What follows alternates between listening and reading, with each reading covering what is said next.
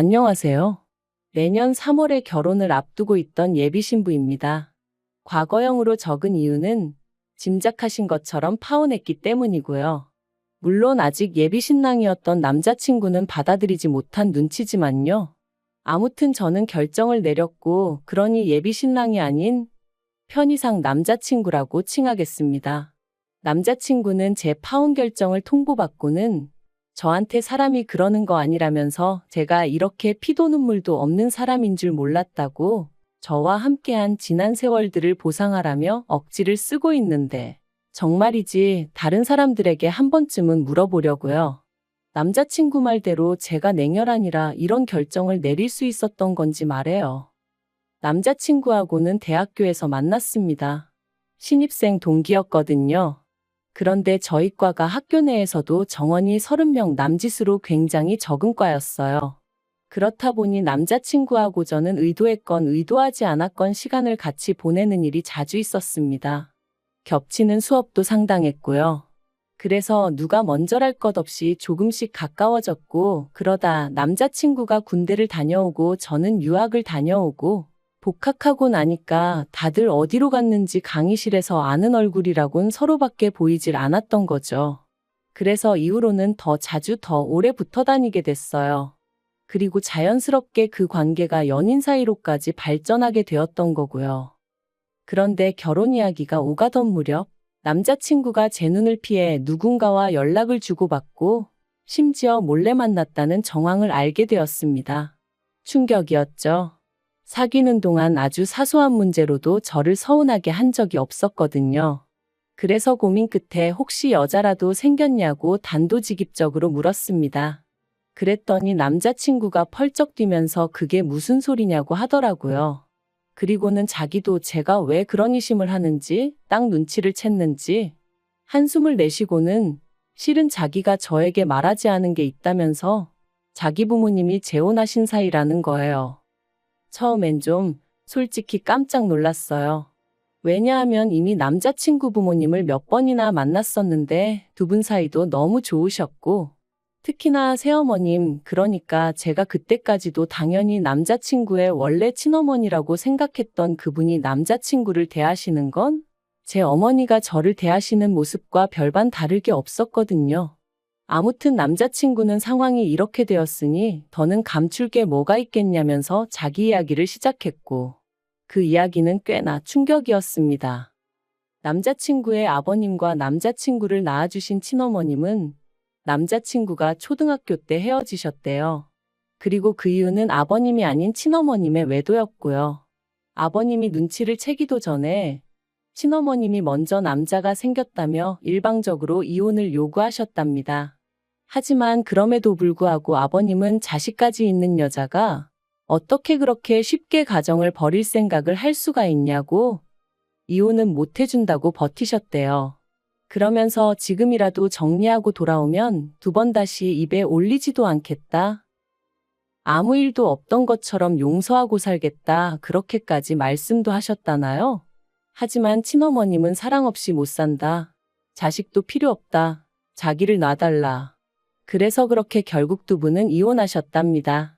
그런데 더 황당한 건 이혼하고 나서 보니까 친어머님이 사채를 엄청나게 빌려 쓰셨더라는 거예요.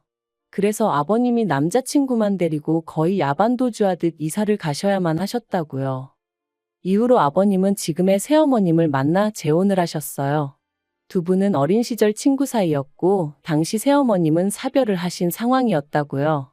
남자친구 말로는 자기가 듣기에 새어머님이 더 적극적으로 다가오셨는데 그런 새어머님께 아버님이 나는 가진 게 없어서 너를 행복하게 못 해준다 하셨답니다. 하지만 새어머님은 사별한 남편이 남기고 간 유산도 있고 또 친정 자체가 워낙 잘 살던 집이라 그런 건 아무 문제가 안 된다 하셨대요. 그저 바라는 게 하나 있다면 건강하게 오래오래 옆에 있어 달라고. 아무튼 그래서 두 분이 재혼을 하게 되셨고 그때부터 남자친구가 말하길 모든 것이 달라졌답니다. 새어머님이 빚부터 시작해서 많은 부분을 해소시켜 주셨다고요. 그런데 그렇게 아버님과 남자친구가 조금씩 새로운 가정에 적응해 나가던 때 남자친구가 친어머님으로부터 연락을 받았답니다. 친어머님께선 남자친구에게 엄마가 그립지 않았냐며 미안하다고, 너만 괜찮다면 예전처럼 돌아가고 싶다 뭐 그런 말씀을 하셨다대요.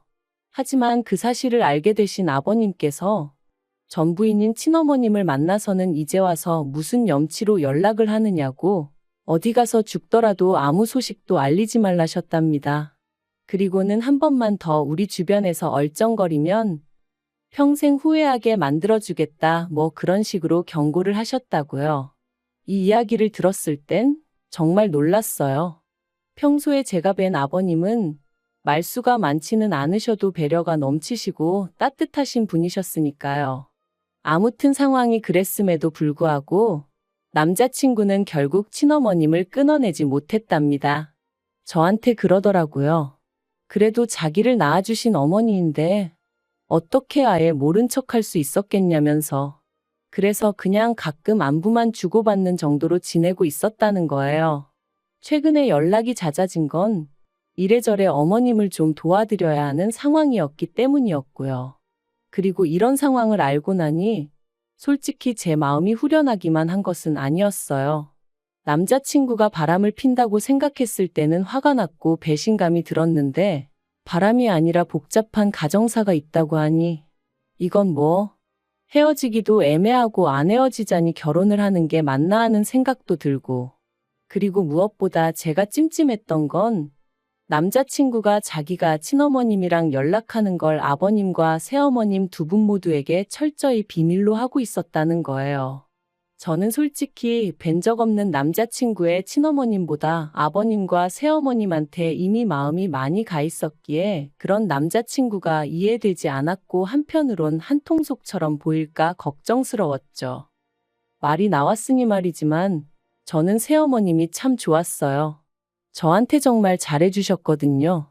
일단 뭐 결혼 전이니 어떻게 보면 당연하기도 하지만 저한테 먼저 연락하고 그러시는 것도 없고 그렇다고 제 연락을 기다리시는 것도 아니고, 제가 집에 갔을 때도 너는 손님이니 부엌 근처에는 밥 먹을 때 빼곤 오지도 말라 하시고, 보통 아버님하고 차리시고 손이 부족하면 남자친구를 부르시고 그러셨어요. 그뿐만이 아니라 상견례 자리에서는 확실히 말씀드리겠다며 저희 부모님더러 예단 같은 거 안 해서 보내셔도 된다고, 잘 키운 딸 보내주시니 그것만으로도 감사할 뿐이라고. 그리고 명절 같은 때는 당신도 아버님하고 여행 다니며 편하게 즐기며 살고 싶기에 꼭 아이들이 와야 한다고 생각하지 않는다면서. 아무튼 저희 부모님 입장에서나 제 입장에서나 정말 좋은 시부모님을 만난 것 같다고 복받았다고. 얼마나 좋아했는지 몰라요. 그런데 이런 새어머님을 속여야 했으니 솔직히 너무너무 찜찜하고 불편하고 죽을 맛이었죠. 그러다 기어이 일이 터졌습니다. 시작은 지난달이었어요. 평소와 마찬가지로 남자친구랑 데이트를 하던 중이었는데 전화 한 통이 걸려왔고 그 전화를 받은 남자친구의 얼굴은 사색으로 변하더라고요. 그리고 하는 말이 지금 당장 병원에 가봐야 한다며 친어머님이 교통사고로 크게 다치셨다대요. 저도 놀랐죠. 그래서 일단 남자친구를 병원으로 보냈고, 이후로 남자친구가 한 달 가까이 병원을 오가며 친어머님을 간호했어요. 내심 제가 도와줬으면 하는 눈치도 있었지만 그건 경우가 아닌 것 같아서 모른 척했고요. 그리고 진짜 문제는 친어머님이 들어두신 보험도 없고 무엇보다 본인이 잘못을 해서 교통사고가 났던 거대요. 그래서 그나마 혼자 살고 계시던 월세방 보증금까지 싹 다 빼서는 병원비 되고 그걸로도 부족해 남자친구가 결혼자금이라고 나름대로 모아둔 돈까지 다 써버린 거죠. 듣는데 어찌나 갑갑하고 화가 나던지. 하지만 첩첩산중이라고 그게 다가 아니었습니다. 갈 곳이 없어지신 친어머님을 남자친구가 아버님 새어머님은 물론이고 저와도 상의 없이 자기 사는 오피스텔로 모셨거든요. 어이가 없더라고요. 아무리 상황이 급박했다고 해도 그렇지 어떻게 나랑 상의 한마디 없이 그럴 수가 있나 싶은 게. 하지만 가뜩이나 심란한 사람에게 뭐라고 하기도 그렇고. 그래서 저도 최대한 화내지 않고 그럼 앞으로는 계획이 어떻게 되냐? 어떻게 할 거냐 물었습니다. 그랬더니 남자친구 말이 지금도 생각할수록 어이가 없어요. 기껏 한다는 소리가 당분간은 계속 자기 오피스텔에서 지내시게 하고 나중에 저희 결혼하고 신혼집으로 들어갈 때 그때도 모시고 갔으면 좋겠다고 했거든요. 그래서 제가 그게 말이 되냐고 했습니다. 아버님 새어머님은 너가 친어머님이랑 연락을 하고 지내는지도 모르시는데 갑자기 그분을 모시고 오겠다고 하면 어떻게 될지 상상이 안 되냐고요. 그리고 기껏 아버님이랑 새어머님은 어떻게든 남자친구나 저나 조금이라도 편하게 지내게 해주시려고 매사 배려를 해주시는데 떡하니 친어머님을 모시고 살겠다 하면 그게 곱게 보일 리가 있겠냐 했죠. 그래서 저는 절대로 그렇게는 못한다 했습니다. 말도 안 되는 일이라고요. 그리고 결국 제가 우려했던 일이 현실로 벌어졌어요. 바로 새어머님께서 친어머님의 존재를 알게 되신 거죠. 남자친구가 이제 신혼집을 구하면 오피스텔은 빼야 하니까 살던 오피스텔을 부동산에 내놨는데 부동산에서 이제 집을 보러 오니까 친어머님이 그 사람들한테 문을 열어준 거죠. 그런데 문제는 남자친구가 살던 오피스텔은 계약자며 명의가 전부 저희 새어머님으로 되어 있어요. 실제로 그분 거기도 하고요. 그러니 새로운 입주자를 들이는 과정에서 새어머님께 연락이 갔고 이런저런 대화가 오가는 와중에 매번 집에 계셔서 편했다 하니까 이게 무슨 소리냐 하면서 새어머님이 직접 오피스텔에 찾아가셨다가 친어머님을 만나게 되신 거예요. 그리고 그때부턴 정말 폭풍이 따로 없었습니다. 새어머님께서는 남자친구와 저를 불러 앉혀놓고는 언제부터 이런 깜찍한 짓을 저지른 거냐 하시며 당신은 친아들이라 생각했고 저를 며느리라 생각해서 정말 진심으로 대했는데 배신감이 너무 크다 하셨어요. 그리고는 남자친구더러 앞으로 어쩔 셈이냐고 물으셨는데 그 와중에 멍청하다고 해야 하는 건지 고집이 세다고 해야 하는 건지 아니면 눈치가 없는 건지 남자친구가 한다는 말이 그래도 자기를 낳아주신 분인 만큼 하다못해 전세 하나라도 구해드리고 싶다는 헛소리를 짓거리대요. 그런데 웃긴 건 제 남자친구지만 그럴 만한 능력이 안 되거든요. 그럴 만한 돈도 없고요. 아닌 게 아니라 신혼집도 새어머님이 해주시는 거였고 그나마 남자친구가 모아둔 알량한 돈 몇 푼 그건 벌써 병원비로 다 들어갔는데 이 와중에 친어머님한테 전세를 얻어주고 싶다니 제가 머리에 돌을 맞았나 싶더라니까요. 그러자 아버님과 새어머님 두 분 다 남자친구더러 그럼 그러라 하셨습니다. 네 능력껏 전세고 뭐고 얻어주던지 말던지 알아서 하라고요. 그리고는 단 지금 사는 오피스텔에선 최대한 빨리 짐 빼고 그리고 이제 너랑 나는 남남이다. 앞으로는 네 본가가 여기라고 생각하지 마라. 친어머니한테 잘해드려라 하며 선을 딱 그으시는데 솔직히 망했다 싶었죠. 그리고 이틀 뒤 저는 남자친구의 친어머님이란 분에게 연락을 받았습니다. 남자친구에게 무슨 이야기를 어떻게 들으셨는진 몰라도 저를 한번 만나고 싶다 하셨어요. 제가 어떤 사람인지 궁금하기도 하고 당신 며느리감이라니 빨리 보고 싶다면서 말이죠. 그리고 솔직히 여기서부터 이미 거부감이 들었습니다. 그렇지만 이때만 해도 남자친구랑 헤어져야 하는 건지 어째야 하는 건지 어떤 결정도 내리지 못한 와중이었기에 일단 친어머님을 만나게 되었죠. 그런데 친어머님이 이런저런 말씀을 하시다가 그래서 혼수나 예단 같은 건 어떻게 하기로 했었냐입니다. 그래서 혼수는 제가 해가고 예단은 안 해가기로 했었다 하니까 그래도 그건 경우가 아니지 않냐면서 그런데 당신도 딱히 필요한 건 없고 그러니까 일단은 혼수고 예단이고 현금으로 가져오랍니다. 그 돈하고 제가 사는 원룸 전세 보증금하고 더하면 우리 세 식구 살 곳 하나 못 구하겠니? 하시면서 말이죠. 너무 기도 안 차서 이건 뭐라고 대꾸를 해야 하나 싶대요. 그래서 우리 셋이요 하고 되물었습니다.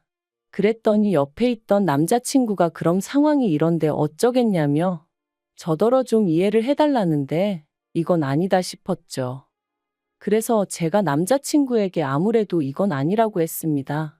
너를 내가 사랑하는 건 맞지만 나는 가족관계도 중요하다고 생각하고 금전적인 부분도 무시할 수 없다고 본다. 그런데 지금 보아하니 너무 많은 것들이 달라졌고 그래서 이 결혼은 적어도 당장은 못하겠다 했습니다.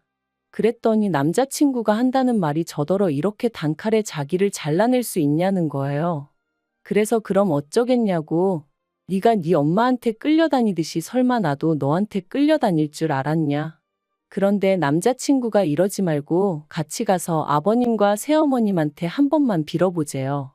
두 분 다 저를 워낙에 좋아하셨으니 저까지 같이 가면 한 번쯤은 용서해 주실지도 모르지 않냐면서 말해요. 그리고 남자친구 친어머님은 그래 할 수 있는 건 다 해보라고. 네 아빠가 그렇게 인정머리 없는 사람은 아니라며. 어떻게 보면 이 모든 상황이 친어머님 때문인데 정작 본인은 얼마나 태연하시던지 우라가 치밀대요. 그리고 저는 남자친구 등살에 못 이겨 결국 남자친구 집에 찾아갔습니다만 결과부터 말씀드리자면 문전박대를 당했어요. 새어머님이 경찰을 부르셨거든요. 남자친구고 저고 꼴도 보기 싫다 하시면서 한 번만 더 찾아오면 또 신고할 거라고 엄포를 놓으시는데 뭐 말 그대로 희망이 안 보이더라고요. 그래서 그냥 문자로 그간 잘해주셔서 감사했다. 죄송하다고만 남겨놨어요. 그리고 그때 아버님이 현관 밖으로 나오셔서는 왜 일을 이렇게 만드냐며 남자친구를 탓하셨습니다. 그리고는 앞으로는 뭐 아무것도 기대하지 말라고. 경제권이고 뭐고 새어머님이 다 쥐고 계셔서 당신은 따로 도와줄 수도 없다고 그러시더라고요. 그리고 그 꼴까지 보고 나니 정말 뭐라 할 말이 없었습니다. 그래서 남자친구에게 너도 이제 네가 무슨 짓을 한 건지 알겠지 하고는 헤어지자 했어요. 나는 솔직히 네 친어머니고 어쩌고 해도 좋은 마음으로 대하고 살 자신도 없고 그리고 이번 일을 통해서 네가 얼마나 무계획적이고 무능한지도 알게 되었다고. 그러니 이제 각자 갈 길 가자 한 거죠. 그랬더니 남자친구가 저더러 악렬합니다. 저더러 자기 돈 보고 좋아했던 거냐면서 너 꽃뱀이야 그러는데 웃기지도 않아서 그래 마음대로 생각해 하고 집에 왔어요. 그래도 무려 6년을 사귀었고 그러니 솔직히 제 마음이 한 번에 정리되진 않았어요. 그래서 집에 돌아온 이후로 한 3, 4일 동안은 밖에도 안 나가고 울었다 멍했다 그렇게 시간을 보냈거든요. 그런데 그런 와중에 남자친구 친어머님이 또다시 연락을 해와서는 사람이 살다 보면 별일이 다 있는 법이지만 가족끼리 힘을 합쳐 헤쳐나가면 되는 거라고. 너무 경솔하게 행동하지 말고 같이 힘을 내자 그러시대요. 그리고 그 문자를 보자마자 진짜 머리끝까지 화가 올라왔어요. 이 아줌마 때문에 몇 사람이 상처를 입고 내 인생은 꼬였다 싶기도 해서 말이죠. 그래서 답장으로 아줌마 앞가림이나 잘하고 사시라고. 아줌마 때문에 아줌마 아들 팔짝 꼬이고 저까지 파혼했단 수근거림이나 듣게 생겼다고. 마음 같아선 확 고소하고 싶은데 참는 줄이나 아셔라. 그렇게 보내고 차단해버렸네요. 그리고 엊그제 제 친구이기도 하고 남자친구의 친구이기도 한 친구가 이 친구는 그래도 대충 양쪽 상황을 다 알거든요. 아무튼 이 친구가 말을 전하길 남자친구가 회사에서 퇴직금을 선지급 받았다고 하더랍니다. 그 돈으로 일단 반지하 월세라도 구해서 친어머님을 모시겠다고 했다면서 말이죠. 그리고는 혹시나 저를 만나면 자기가 정말 미안해하고 있다면서 저 없으면 죽을 것 같다고 그러니 제발 돌아와 달라고 전해달라 했다대요. 그래서 그 친구한테 쓸데없는 소식 한 번만 더 전하면 너하고도 손절하겠다 했어요. 재수 없으니까 그 자식 얘기 꺼내지도 말라고요. 솔직히 이런 저를 속물이다 생각하는 사람도 있을지 모르겠지만 저는 지금 그 친어머님인지 뭔지 하는 분 때문에 인생 자체를 송두리째 뺏겨버린 기분이에요. 마음 같아선 어떻게든 책임을 묻고 싶을 정도로 말이죠. 하지만 또 한편으로는 그래도 이런 일이 결혼 전에 벌어졌으니 얼마나 다행인가 싶기도 합니다. 6년의 세월을 한순간에 없었던 일처럼 지우고 살 순 없겠지만 그래도 조금씩 다시 기운 차려 볼게요. 두서가 없는 제 남사스러운 이야기를 들어주셔서 감사합니다.